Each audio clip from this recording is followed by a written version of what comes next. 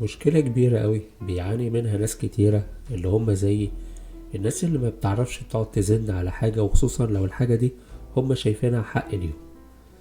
فخلينا اشرح لكم اكتر بعد المقدمة. بس ما تنساش تعمل سبسكرايب، ويلا بينا نبدأ الحلقة عشان الحلقة طويلة شوية.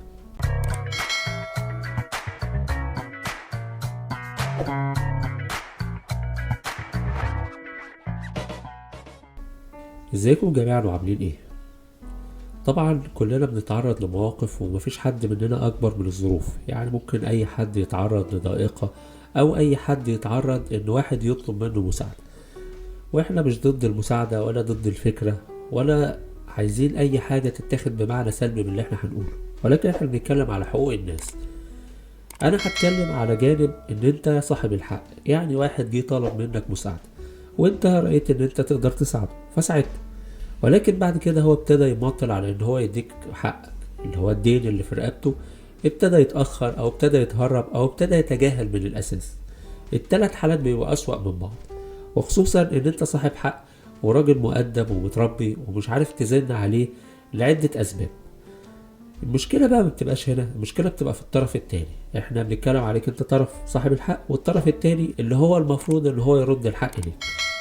الشخص ده ممكن يكون نوع من النوعين: يا اما شخص طيب وفعلا عنده مشكلة في رد الدين، او شخص من النوع بقى اللي هو متعود على كده وبنقول جلده تخين وما بيفرقش معاه وتنح من الاخر. فانت بتبقى قدام معضلة، انت مش عارف الشخص ده من انهي نوع. حتى لو انت كنت تعرفه معرفة طويلة، ولكن في الامور اللي زي دي ممكن ما تكونش تعرفه. يعني دي اول مرة تسلفه او اول مرة تتحط معاه في موقف زي ده، وبتبتدي لسه تكتشف رد فعله عامل ازاي.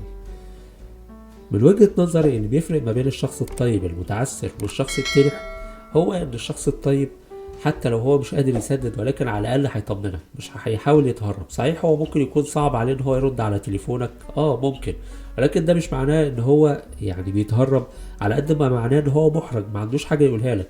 ولكن لو جت صدفة او جت فرصة، او هو كان عنده الشجاعة الكافية ان هو يتصل بيك ويبلغك يقول لك والله انا لسه الظروف عندي كذا، فمعلش استحملني فترة كمان او كده. طبعا كل ده على اساس ان انتم محددين مدة رد الدين نفسه او مدة ترجيع الحاجة.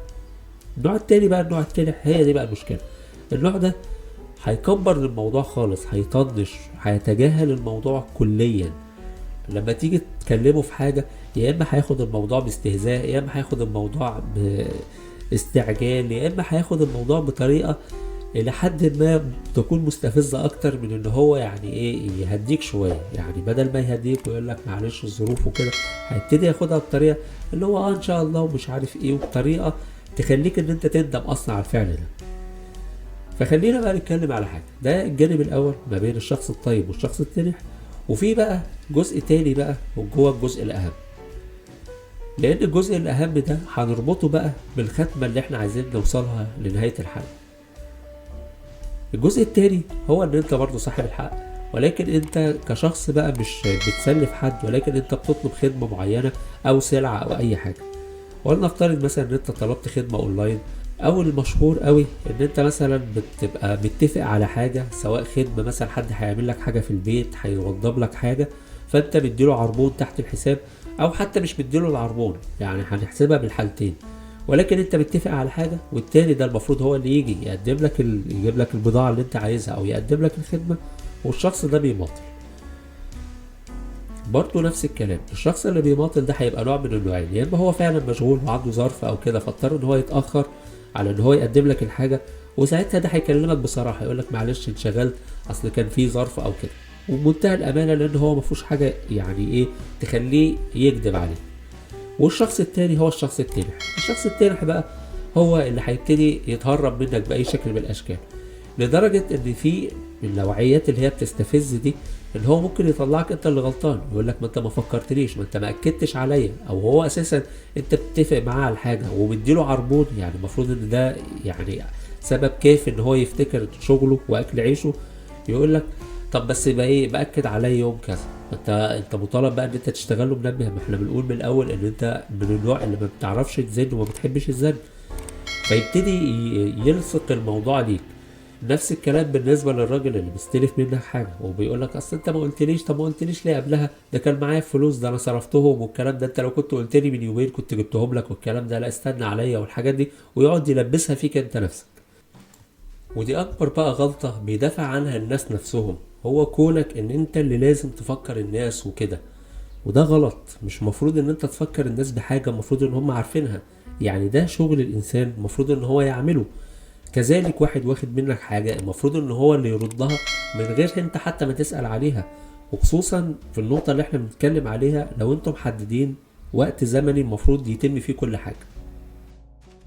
ولكن بقى الشخص اللي هو بيبقى واخد عربون او المفروض ان هو يقدم لك حاجة، المفروض ان هو ده اكل عيشه، يعني انت بتدفع له حاجة مقابل شغل، فالمفروض ان هو اللي يتابع الموضوع ويراعي اكل عيشه لان ده شغله، مش مستني ان انت تاكد عليه وكده. يعني انت حتى لو شخص مش نيتك ان انت تشتغل في الحاجه دي وكلمته واتفقت معاه وبعدين هو ابتدى يتابع معاك وانت اللي ابتديت تتهرب، يبقى ساعتها هو كده عمل اللي عليه، مش هيستنى ان انت تثبت حسن نيتك رغم ان انت اساسا طالب منه الحاجه على اساس ان هو كده يعني ايه مش عايز يعمل مجهود وانت ما اكدتش والكلام ده.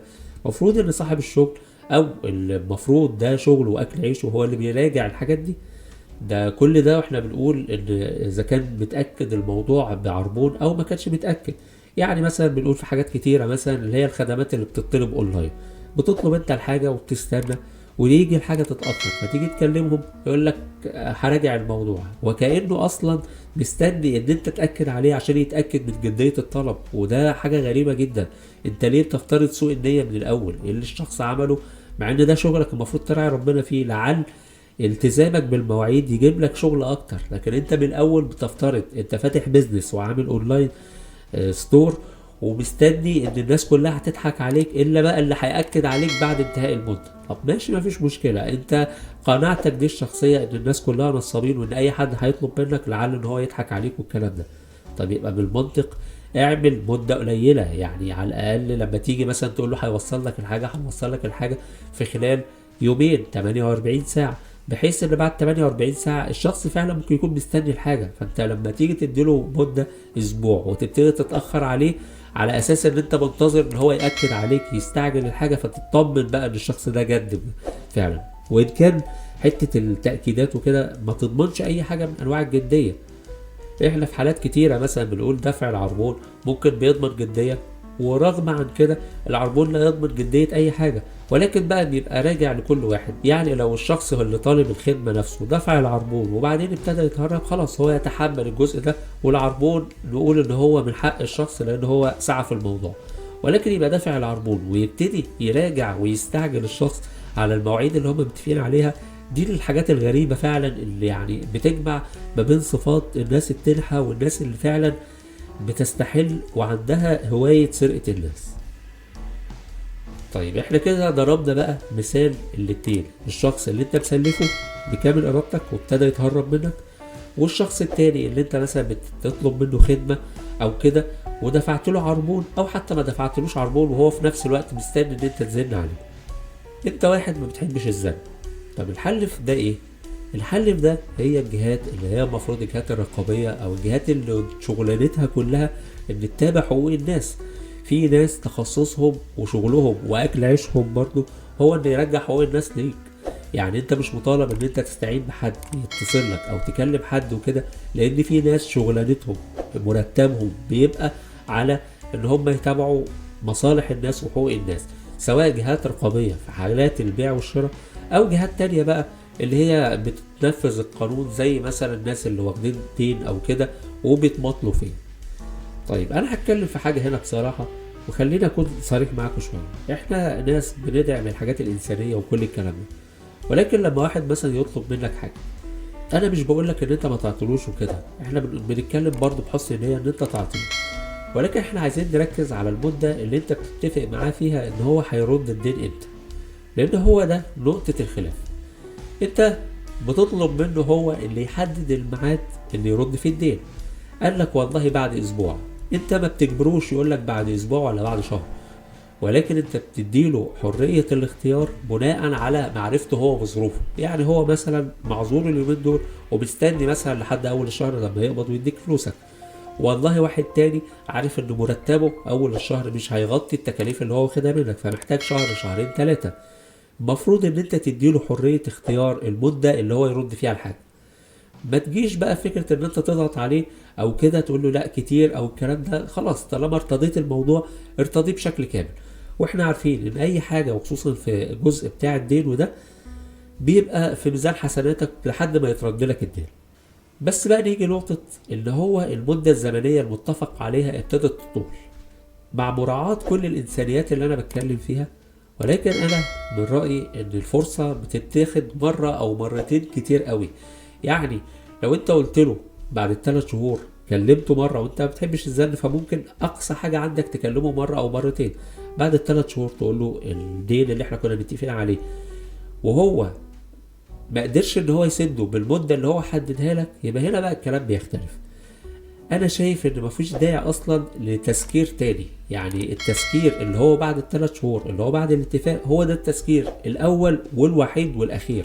اللي بعد كده هو معلش الاجراءات اللي المفروض تتاخد قانونيا. ليه بقى يا جماعة؟ بمنتهى الامانة يعني بمنتهى الانسانية.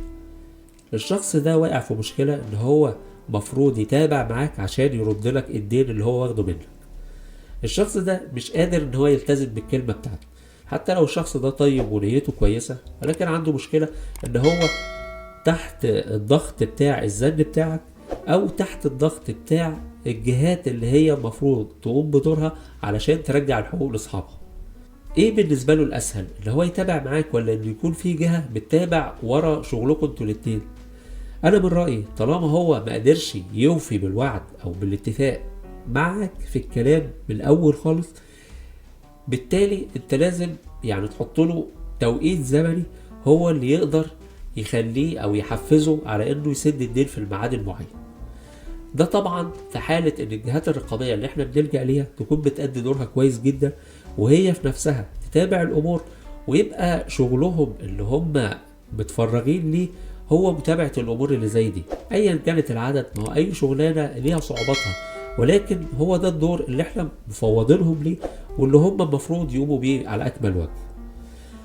فالموضوع بيبقى شائك شوية، وانا عارف ان هو يعني داخل في حاجات انسانية وكده، وممكن يكون كلامي شديد شوية، وممكن ناس كتيرة تبقى في موقف مش مقتنع قوي باللي انا بقوله، ولكن اللي عدى بالتجربة دي بيبقى عارف ان ده المسار الصحيح.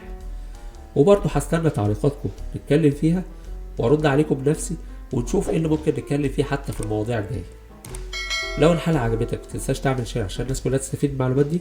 في نفس الوقت تعمل لها سبسكرايب، تابعنا على الفيسبوك والتيك توك والانستجرام عشان تبقى اول واحد تتابع الحلقات الجاية. شكرا.